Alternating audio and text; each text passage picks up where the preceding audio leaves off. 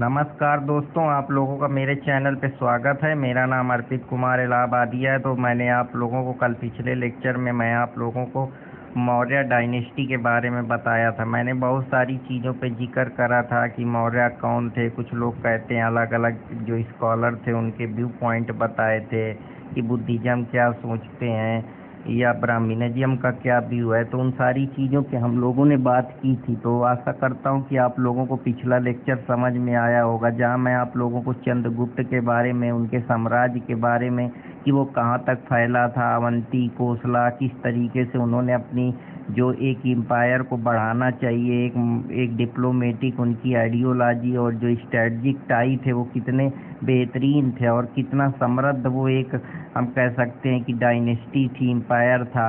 तो उन्हीं सारी चीज़ों के बारे में मैंने बात करा था। फिर मैंने बिंदुसारा के बारे में भी बताया था कि उसको अमृतोर्स बोलते हैं, ग्रीक में, चाइनीज में कोई अलग अलग टेक्स्टों में अलग अलग तरीके से उनके बारे में डिफाइन है।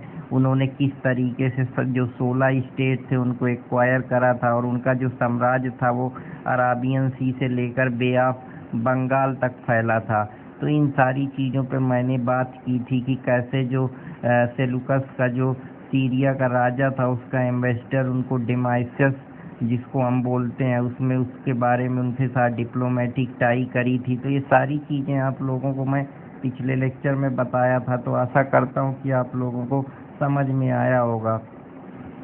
और कितना शक्तिशाली वो राजा था, उसको क्यों बिंदुसार को क्यों इतना उसने पूरी तरीके से अपनी जो पहुंच थी वो साउथ में या इंडियन पेनिनसुला पे जो कि 16 स्टेट थे उन पे किस तरीके से अपना डोमिनियन या अपना कब्जा जाहिर करा था और उसकी हुकूमत दिखती थी। तो ये सारी चीज़ों पे मैं बात कर चुका हूँ। तो अब हम चलते हैं अपने अगले लेक्चर की तरफ। तो मैं अब आप लोगों को बुद्धिस्ट टेक्स्ट के बारे में बताता हूँ जो बिंदुसारा के बारे में बताती हैं कि बिंदुसारा जो एक पूरी तरीके से उनका एक ब्राह्मणों भट्टो जो कि एक मॉन्क थे ब्राह्मणों के, जो उनके इंस्क्रिप्शन के बारे में या सांची इंस्क्रिप्शन से ये पता चलता है कि वो बहुत ही धार्मिक थे। वो बुद्धिज्म धर्म का पालन करते थे, उनको मानते थे। साथ ही साथ बिंदुसारा के जो और भी बहुत सारी चीज़ें हैं जिनके बारे में डिटेल में जानकारी दी गई है, किस प्रकार से वो उसको रिलीजन को फॉलो करते थे, कैसे उनकी डॉक्ट्राइन और जो स्पिरिचुअल थिंकिंग थी उनको मानते थे और बुद्धिज्म को कितना ज़्यादा सपोर्ट करते थे, कितने ज़्यादा रिलीजियस थे। तो ये कुछ जानकारी है जो हमको चंद्रगुप्त के बेटे बिंदुसार के बारे में पता चलती है। अब हम लोग अशोक के बारे में पढ़ते हैं। जैसा कि आप लोगों को पता है कि अशोक एक महान राजा था, उसका बारे में बहुत सारी जानकारी मिलती है। हम कलिंग के बारे में पढ़ते हैं तो हमको पता चलता है, अशोक की धम्मा की फिलॉसफी है। इन सारी चीज़ों पे हम बात करेंगे। तो कैसे उसके जो अशोक के पिता थे बिंदुसार, उसको अशोक ने सक्सीड करा और इसके बाद हम उनके बारे में पता करने का प्रयास करेंगे। तो जो एक हम इससे ये पता चलता है कि वो इतना शक्तिशाली राजा था कि उसने पूरी तरीके से जो अवंती थी या मगध का शासन था उस पर किस तरीके से उसने कब्जा करा था और वो कितना ज़्यादा आगे चल के धार्मिक बन जाता है कि वो बुद्धिज्म का पालन करने लगता है। ये सारी चीज़ें उनके बारे में पता चलती हैं। कैसे उसके जीवन में जो परिवर्तन आया, वो कलिंग का वार था जिसमें उसने जो कलिंग के राजा थे खारवेल वहाँ पे चढ़ाई कर दी और लड़ाई करी और इसके बाद ये पता चला कि उसको कुछ ऐसी घटनाएं घटी जिससे उसका जो हृदय परिवर्तन हो गया और वो पूरी तरीके से हम कह सकते हैं कि उसके अंदर करुणा, दया, कंपैशन जाग गई और वो उसने युद्ध नहीं किया। तो ये सारी चीज़ें हमको अशोका के बारे में पता चलती हैं। बबरू इंस्क्रिप्शन हमको ये बताता है कि जो अशोका थे वो बाद में जो उसने रिलीजन को फॉलो करा वो पूरी तरीके से प्रशंसक बन गया बुद्धिज्म का। बुद्धिज्म की डॉक्ट्राइन, उनकी स्पिरिचुअल थिंकिंग, उनकी आइडियोलॉजी, उनके जो हम कह सकते हैं प्रैक्टिस, बिलीफ, फेथ सिस्टम था उसको मानता था, बुद्धिज्म का प्रचार प्रसार करता था, उनको सपोर्ट करता था। तो ये सारी चीज़ें हमको उनके बारे में जानने को मिलती हैं। कैसे अशोका की जो धम्मा फिलॉसफी की एक इंसान का जो उसने जब वो पूरी तरीके से बुद्धिज्म में कन्वर्ट हुआ तो उसने एक नई आइडिया को नाम दिया, उसको उसने धम्मा यात्रा के नाम से शुरुआत करी। एक अशोक की हम कह सकते हैं रिलीजियस डॉक्ट्राइन या फिलॉसफी थी जो उसने आगे चलकर उसको पालन किया, उसको बढ़ाया, उसके बारे में लोगों को जागरूक करा, उसके बारे में बताया कि धम्मा एक फिलॉसफी पूरी तरीके से उसके बारे में बात करती है। धम्मा हमको ये बताती है कि किस प्रकार से हमारा क्या धर्म है, हम किस लिए पैदा हुए, हमको क्या करना चाहिए। ये सारी चीज़ें धम्मा की पॉलिसी पे एक रिलीजियस डॉक्ट्राइन और एक फिलॉसफी है जो कि सम्राट अशोक के द्वारा दी गई है, जो ये बताती है कि हमको शांति पीस मेंटेन करना चाहिए, लड़ाई नहीं करनी चाहिए, सद्भावना और शांति के साथ आगे बढ़ना चाहिए। हमारा उद्देश्य बड़े लार्जर काज के लिए हुआ है, छोटी मोटी चीज़ें हमको नहीं ध्यान देना चाहिए। तो ये सारी बातें हमको पता चलती हैं धम्मा से। धम्मा के प्रोपोगेशन के लिए अशोक ने कई प्रकार के मीजर्स लिए और कई प्रकार के रेगुलेशन चलाए। बहुत सारे जो पिलग्रिम थे या सेक्रेड बुद्धिस्ट साइट थी, जैसे गया है, कुशीनगर है, लुम्बिनी है, कपिलवस्तु है, सारनाथ है, स्वस्ति है, वहाँ इनका प्रचार प्रसार करा। तो ये सारी चीज़ें हम लोगों को समझ में आ रही कि धम्मा को उन्होंने कितना उसका प्रमोशन किया, कि उसको कितना ज़्यादा वैल्यू दी, कितना ज़्यादा लोगों तक उसको उस डॉक्ट्राइन को भेजा, उनको समझाया, उनको एक रियल कास्ट जो एक हम लार्जर कास्ट कह सकते हैं कि हमको शांति पीस हारमनी के साथ रहना चाहिए, हमको वार और इन सारी चीज़ों से बचना चाहिए। हमारा अल्टीमेट उद्देश्य क्या है, हमारा धर्म क्या है, हम किस लिए आए हैं, हमको क्या करना चाहिए, उसके बारे में ये फिलॉसफी बात करती है। तो जो बुद्धिज़्म को सपोर्ट करने के लिए अशोका ने अपने कई सारे लोगों को अलग अलग जगहों पे भेजा जिससे वो बुद्धिज़्म का प्रचार प्रसार को और बढ़ा सकें। उन्होंने इसको कश्मीर, कंधार, हिमालय रीजन पे या जो नॉर्थन बॉर्डर जोन है, उन्होंने अपनी पुत्री महेंद्रा और संघमित्रा को श्रीलंका में भेजा, उत्तर सूर्यभूमि को साउथ इंडिया में भेजा ताकि वो बुद्धिज़्म के बारे में लोगों को अवेयर कर सके, उनकी डॉक्ट्राइन को बता सके, इस धर्म को और प्रचार प्रसार कर सके, और ज़्यादा फॉलोअर या अनुशंसक बनाए जा सके। तो ये सारी चीज़ें हैं। धर्मारक्षित जो वेस्टर्न इंडिया में या मोहारक्षित जो ग्रीक सिटी स्टेट पे, ताकि इसको हम ग्लोबल लेवल पे इसका प्रचार प्रसार कर सके, नेशनल रीजनल लेवल पर प्रचार प्रसार कर सके, लोगों को इस धर्म से जोड़ें, उनकी डॉक्ट्राइन, उनकी फिलॉसफी, उनकी टीचिंग, उसके उपदेश, उनके फिलॉसफिकल आइडियाज़ को प्रचार प्रसार कर सके और बुद्धिज़्म को प्रमोट कर सके, जिससे लोगों का जो फेथ है वो बुद्धिज़्म की तरह बढ़ सके। तो आशा करता हूँ कि आप लोगों को ये भी पसंद आया होगा।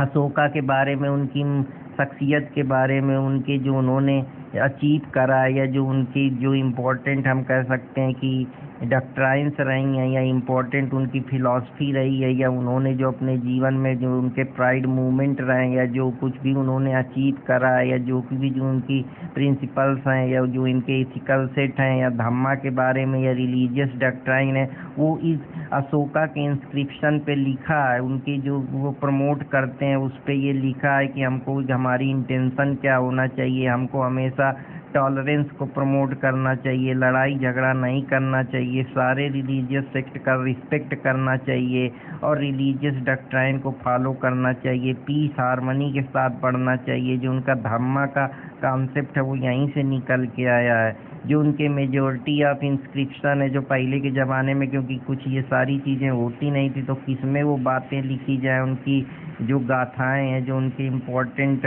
रहस्य हैं वो कैसे बाहर आएंगे, तो वो इंस्क्रिप्शन लिखे जाते थे, या तो वो पत्थरों में लिखे जाते थे, या कोई प्लेट्स पे लिख दिए जाते थे, या कोई ताम के पत्र पे लिखे जाते थे, या छालों पे लिख दिए जाते थे। ये तो सारी चीज़ों के बारे में जिससे हमको उनके बारे में, उनके व्यक्तित्व के बारे में, उन्होंने क्या अचीव करा, क्या पाया, कहाँ कौन सी उनकी जो हिस्टोरी रही, पूरी हिस्ट्री रही, स्टोरी रही, जो उनके इम्पोर्टेंट डॉक्ट्राइन्स रहे, उनके बारे में हमको पता चलता है। और ये सारी चीज़ें जो फर्स्ट अशोका का एडिक्ट को डिस्कवर करा था पैड्रे थिल्फेलर ने, और जबकि इसको जेम्स प्रिम्स ने 1837 में दिल्ली के मेरठ पिलर में इसके बारे में और ज़्यादा जानकारी हमको जानने को मिलता है। अशोका के बारे में, उनकी जीवनी के बारे में, उनके जीवन दर्शन के बारे में, उनकी डिसिप्लिन के बारे में, उनके मिलिट्री एक्सपेंशन के बारे में, उनकी रिलीजियस डॉक्ट्राइन्स के बारे में सारी चीज़ें हमको पता चलती हैं।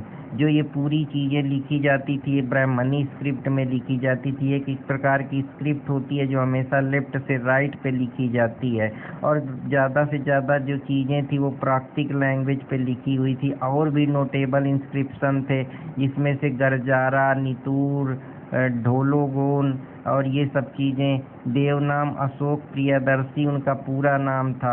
तो ये सारी चीज़ों के बारे में ज़्यादा से ज़्यादा जानकारी हमको पता चलती है। हमको अशोका के बारे में पता चलता है कि देवनाम प्रियदर्शी को ही हम ऐसा माना जाता है कि वो भगवान को बहुत प्यार करते थे, या तो उनके नाम पे, उनके यश के नाम पे उनको बेलव्ड ऑफ गॉड बोला जाता था।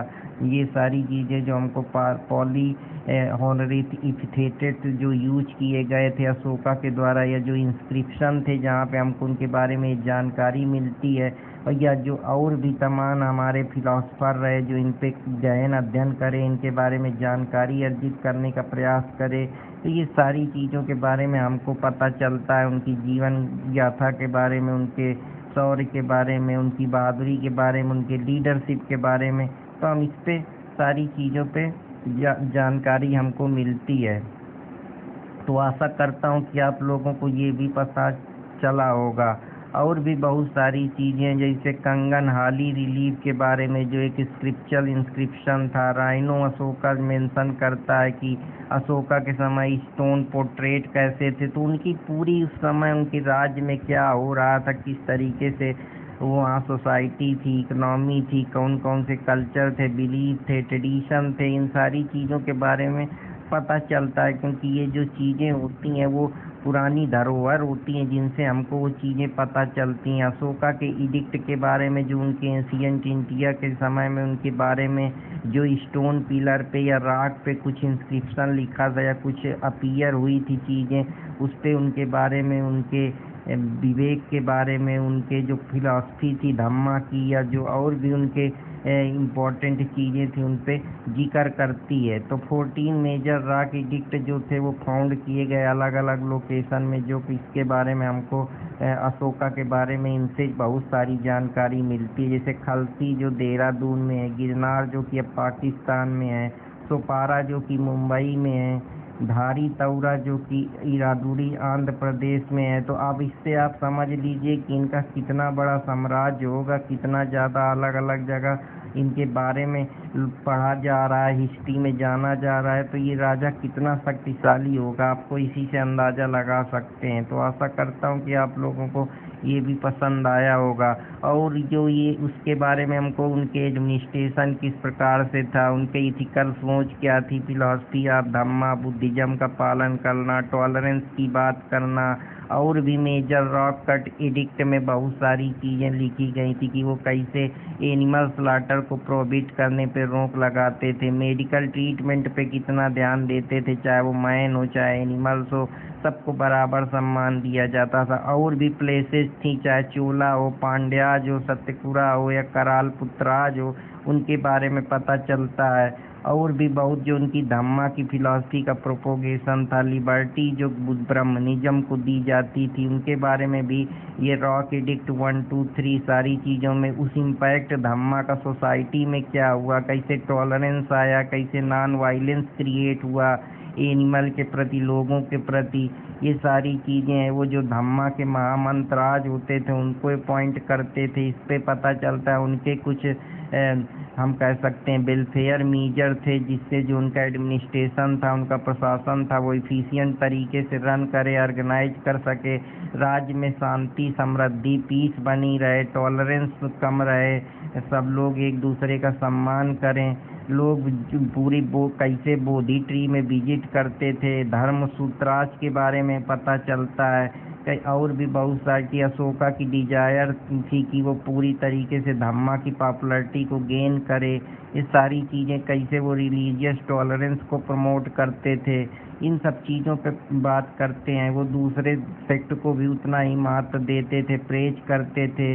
लार्जेस्ट जो उनके कलिंगा के जो डिस्ट्रक्शन था उसको उन्होंने किस तरीके से उनके अंदर परिवर्तन करा, उसके बारे में अलग अलग फिलोसफर या रूलर अपने अपने व्यू रखे, जैसे एंटीगोनस, मेगाज, अलेक्जेंडर। तो इससे हमको बहुत सारी जानकारी मिलती है। Mention the castes like Kamboj, नबरखतीज, भोज, अंधार, परिनारदास के बारे में भी पता चलता है। और भी जो अदर रॉक थे उनके बारे में, और भी जो अन्य चीज़ें थी उनके बारे में जानकारी मिलती है। अशोका की ज़िंदगी में हाईलाइट करता है कि अशोका का जो बुद्धिस्ट पे कितना लगाव था। वो बुद्धिस्ट डिसिप्लिन को मानते थे, वो बुद्धिस्ट के डिसिपल थे। वो पूरी तरीके से हम कह सकते हैं जो उनकी समरी ऑफ धम्मा की थ्योरी थी उस पर बिलीव करते थे और बुद्धिज़्म धर्म का प्रचार प्रसार करते थे। तो उनके बारे में और भी एडिक्ट जो हैं जो खंडार में फाउंड हुए, जो पूरी तरीके से ग्रीक और अरामाइक में इंस्क्राइब थे, जिसमें से माइनर कट एडिक्ट जो बैरात में है वो बुद्धिस्ट क्लर्जी के बारे में बात करता है। तो बहुत सारी चीज़ों के बारे में बात करता है। अशोका माइनर जो मेजर एडिक्ट कुछ थे, अब कुछ माइनर चीज़ें दी हुई थी कि जो माइनर रॉक एडिक्ट था, जैसे जो अहोरा है जो कि उत्तर प्रदेश में है, ब्रह्मगिरी जो कि कर्नाटक में है, भबरू जो कि राजस्थान में है, गुरजारा जो कि मध्य प्रदेश में है, मस्की जो कि कर्नाटक में है, पंदुगुरु डालिया जो कि मध्य प्रदेश में है। अब कुछ माइनर रॉक एडिक्ट्स भी थे जो कि अशोका के बारे में, उनके बारे में पता लगता है। जैसे पलकी कोंडू कर्नाटक में है, रूपनाथ मध्य प्रदेश में है, सासाराम बिहार में है, सिद्धपुर कर्नाटक में है, सन्मति कर्नाटक में है, यारागुड्डी आंध्र प्रदेश में है। तो इनके बारे में भी हमको बहुत सारी जानकारी मिलती है। और ये माइनर रॉक एडिक्ट आप देख सकते हैं इस मैप में भी कि गुरजारा, रूपनाथ, सासाराम, बहपुर, बैरट, ये जगह इधर साउथ में आप चढ़े आइए, उडेगाम, निटूर। अब मेजर रॉक एडिक्ट जो गिरनार जो कि गुजरात में है, इधर आप जम्मू कश्मीर के इलाके अफ़गानिस्तान की तरफ खंडार, सहबार गारजी, इधर कालसी, ये आप सब देख सकते हैं। इधर धौली उड़ीसा साइड, जगौड़ा, ये सब चीज़ें थी जो कहीं ना कहीं बात करती हैं उनके बारे में। अशोक के रॉक एडिक्ट्स से जो उनके नोट्स थे या उनके बारे में जो जानकारी हमको मिलती है। माइनर पिलर एडिक्ट भी थे जो कि पूरी तरीके से उनके बारे में बात करते हैं, जो दिल्ली टोपरा, दिल्ली मेरठ, नंदगढ़, ये सब इलाहाबाद, कौशाम्बी, इनके बारे में बहुत जानकारी मिलती है। टू पिलर ओरिजिनली जो टोपा और मेरठ में पाए गए, जो कि पूरी तरीके से उनके बारे में बताता है। अशोक का खुद का पिलर जो कि इलाहाबाद पे इंस्क्रिप्शन बताता है उसके बारे में कि वो एक ऐसा गुप्ता रूलर समुद्रगुप्त था जो कि कहीं ना कहीं प्रयाग प्रशस्ति जो कि कंपोज की गई पोएट हरिसेना के द्वारा, जो कि डिटेल बताती है कि कैसे मुगल एम्पायर को जहांगीर से उन्होंने कन्क्विस्ट करा। इस सारी चीज़ों के बारे में बहुत सारी जानकारी जो है हमको मिलती है। तो आशा करता हूँ कि आप लोगों को ये भी समझ में आया होगा। अगर समझ में आया तो कृपया चैनल को लाइक सब्सक्राइब करते रहें और अर्पित कुमार इलाहाबादिया को सपोर्ट करते रहें। तो फिर मिलूँगा दोस्तों इसी कड़ी को बढ़ाते हुए। तब तक अपने दोस्त अर्पित कुमार इलाहाबादिया को लाइक करते रहिए, सब्सक्राइब करते रहिए और कमेंट करते रहिए। जय हिंद दोस्तों, जय भारत।